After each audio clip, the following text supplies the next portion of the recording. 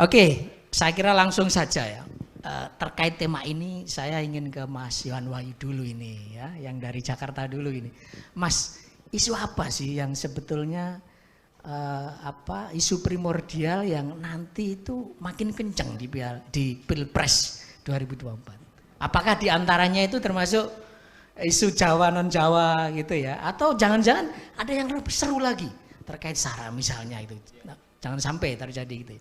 Ya, ini silakan Mas Yohan Wahyu memantik diskusi kita di awal ini. Makasih. Ya, jadi sebenarnya kalau berdasarkan survei ya, tentu kami melihat dan diskusi kami di internal Litbang Kompas ya, setidaknya ada beberapa isu yang sebenarnya cukup mewarnai menjelang pemilu 2024. Yang pertama tentu bagaimana pemilu itu sebenarnya sebelum fase tahapan pemilu dimulai, sebenarnya kita disuguhkan bagaimana jarak antara berjaraknya elit dengan publik gitu ya.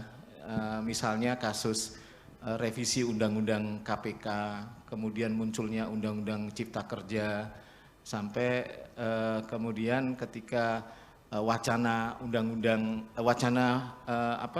penundaan pemilu dan kemudian ujung-ujungnya muncul juga perpanjangan masa jabatan presiden, itu menjadi potret bagaimana berjaraknya realitas elit dengan suara publik ya. Beberapa hasil survei kami jelas memang menunjukkan ada perbedaan antara aspirasi elit dan aspirasi publik. Terutama isu terakhir adalah perpanjangan penundaan pemilu. Jadi realitas itu bisa menjadi gambaran tahapan pemilu yang sekarang masuk pada tahapan verifikasi partai, berjaraknya elit dan suara publik itu akan tetap mewarnai gitu ya aspirasi pemilu. Itu yang pertama. Kemudian yang kedua adalah bagaimana realitas politik saat ini ada upaya-upaya menyederhanakan kontestasi. Ya, yang pertama, yang kedua penyederhanaan kontestasi. Misalnya masa kampanye itu disederhanakan menjadi 75 hari. Sebelumnya kalau kita lihat di 2019 itu hampir 200 hari. Jadi masa kampanye yang panjang tentu memang ada waktu yang banyak bagi publik untuk melakukan rekam jejak gitu ya.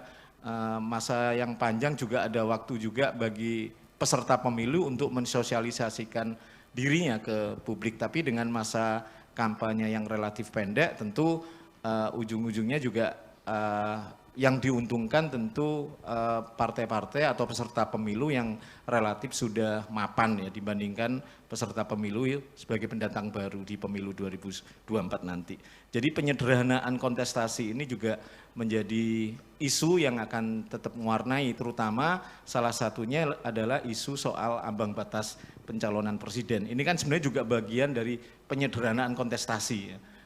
Beberapa kali uji materi dilakukan ke MK dan beberapa kali itu ditolak oleh MK gitu. Jadi memang ada upaya kontestasi itu disederhanakan ya, salah satunya terkait presidensial threshold. Dan isu terakhir tentu yang masih hangat di tataran wacana kita adalah soal polarisasi politik ya, yang sebagai residu dari pemilu 2014 dan 2019. Dan ini masih relatif ada sampai hari ini, terutama dengan media sosial yang begitu masif dan kencang, polarisasi ini makin kuat. Nah ini akan tetap kami menduga akan tetap mewarnai meskipun di isu-isu tertentu polarisasi ini tidak terjadi. Misalnya di isu penundaan pemilu itu tidak terjadi partisanship gitu Bang Bari. Jadi ketika isu soal evaluasi pemerintahan itu masih kelihatan partisanship. Pemilih Jokowi itu cenderung apresiasinya lebih tinggi terhadap kinerja pemerintah dibandingkan yang bukan pemilih Jokowi. Tapi di isu penundaan pemilu itu tidak muncul partisanship. Hampir semua itu sepakat pemilu nggak usah ditunda gitu ya. Hampir semua sepakat pemilu tetap jalan 2024. Dari tiga hal itu apa kaitannya dengan isu primordial Mas? Kira-kira ya mungkin yang paling mendekati itu adalah isu polarisasi ya, yang kemudian masuk, kemudian isu-isu politik kemudian dikaitkan dengan wacana-wacana agama misalnya, itu yang pada akhirnya juga akan terus diproduksi menjadi perang isu nantinya di kontestasi 2024 nanti. Tapi kalau terkait primordial misalnya soal suku, soal etnis, saya pikir tidak ada yang begitu kuat menonjol ya. Di survei kami misalnya alasan-alasan memilih calon presiden misalnya, itu hampir tidak ada ditemukan karena pertimbangan kesamaan etnis, kesamaan suku, jadi sebenarnya tidak menjadi isu hal-hal yang seperti itu gitu ya. Pemilih Prabowo misalnya alasannya kenapa milih Prabowo karena ketegasannya. Pemilih Ganjar kenapa sih milih Ganjar karena merakyat. Pemilih Anies kenapa milih Anies karena kinerja. Jadi sebenarnya 3 sosok yang saat ini beredar di papan atas survei ya, hampir semua survei mengatakan itu, kelihatan bahwa alasan memilih itu pada alasan-alasan yang jauh dari primordialisme gitu ya, jauh dari hal-hal yang sifatnya identitas gitu ya. Tapi karena menilai merakyat, karena tegas dan karena kinerja atau rekam jejak kinerjanya selama ini. Untuk para pemilih muda sendiri isu-isu tersebut cukup berpengaruh apa tidak sih Mas? Kalau lihat segmentasi, kalau kita cross hasil survei, khususnya kita ambil pemilih muda, sebenarnya tidak jauh berbeda dengan hasil secara umum ya. Meskipun kemudian di derajatnya mungkin lebih ke tokoh-tokoh yang relatif selama ini bermain di sosial media begitu intens gitu ya. Jadi ketika 10 besar nama misalnya ya, di responden umum Ridwan Kamil mungkin angkanya tidak terlalu besar, tapi di responden anak muda dia agak naik gitu ya. Ganjar dan Ridwan Kamil. Ya kita tahu 2 sosok ini begitu aktif di sosial media. Jadi variabel media perantara bagi pemilih muda itu relatif punya pengaruh ya. Tapi gambaran secara umum apakah pemilih muda ini punya intensi yang berbeda dengan pemilih yang lain, sebenarnya tidak begitu menonjol ya perbedaannya. Hanya atensinya dengan variabel sosial media itu kelihatan. Di situ memang ada derajat yang berbeda antara pemilih yang tidak masuk kategori muda dengan pemilih muda. Artinya prediksi Mas Yohan bahwa isu primordial itu tidak akan ada di Pilpres 2024 atau sebetulnya ada karena itu pengalaman sebelum-sebelumnya juga dilakukan itu gitu. Ada upaya ke situ gitu. Atau seperti apa Mas Wayan? Kalau yang dimaksud primordial misalnya tadi politik identitas, misalnya isu agama, saya pikir kita hari ini saja masih muncul ya, misalnya tolak politik identitas, kemudian masih ada. Saya pikir itu akan tetap ada gitu ya. Cuman menurut Mas Yohan ini tidak akan efektif gitu ya. Yang efektif menurut survei Litbangkes justru rekam jejak dan lain-lainnya. Jadi begitu kalau kita berangkat dari jawaban alasan memilih, ya ketegasan, merakyat, ketegasan tadi karena orang memilih Pak Prabowo alasannya ketegasan, orang memilih Pak Ganjar karena merakyat, sementara orang memilih Pak Anies karena rekam jejak kinerjanya. Jadi rasionalisasi pilihan jawaban kenapa milih mereka semuanya hampir jauh dari isu-isu primordial.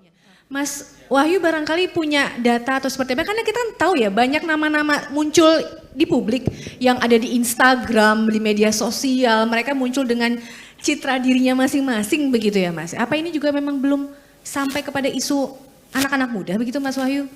Iya, kalau kita lihat responden pemilih muda itu memang seperti yang saya bilang tadi, secara umum memang ya nama-nama baru itu muncul, bahkan sebenarnya kayak nama-nama kalau kita dikotomi tadi diskusi soal Jawa dan luar Jawa, nama-nama Sandiaga Uno, Erick Thohir ini kan juga sebenarnya bukan Jawa ya. Betul. Tapi mereka muncul dan menjadi warna baru dari tokoh-tokoh dari hasil survei setidaknya. Tidak kemudian dipenuhi oleh sosok-sosok kalau kita pakai kategori Jawa non Jawa gitu ya. Jadi memang dan orang-orang ini Ridwan Kamil meskipun Jawa tapi Jawa Barat ya Bang.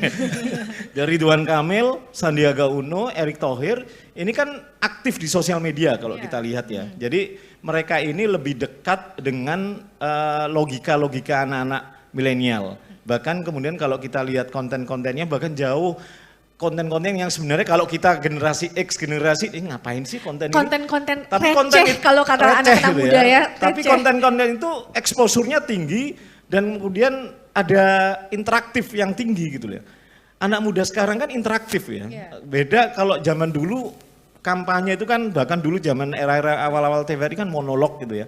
Yang dengerin yang ada di studio, kita hanya lihatannya nggak ada interaksi. Sosial media itu kemudian mengubah semua, mendisrupsi semua model-model kampanye gitu ya. Jadi tidak lagi kemudian mengandalkan media-media mainstream, tapi sosial media itu menjadi jembatan yang sangat cepat untuk menarik perhatian milenial. Dan kita tahu pemilih milenial, pemilih mula, pemilih muda ini hampir mendekati 50% postur pemilih kita di 2024. Bayangkan kalau mereka ini tidak didekati, saya pikir akan rugi. Meskipun survei Kompas juga melihat potensi mereka untuk masuk aktif di politik itu cenderung rendah. Jadi 60% anak-anak muda itu nggak mau terlibat politik. Jadi itu hanya problem ya. Itu hanya ada di dalam wacana media, tapi dalam politiknya nggak mau. Terlibat dalam politik, masuk partai, kemudian terlibat aktif. Karena mereka persepsi mereka tentang partai ini negatif. Bayangkan kalau wacana ini kuat terus ya, masa depan kepartean kita akan menjadi suram.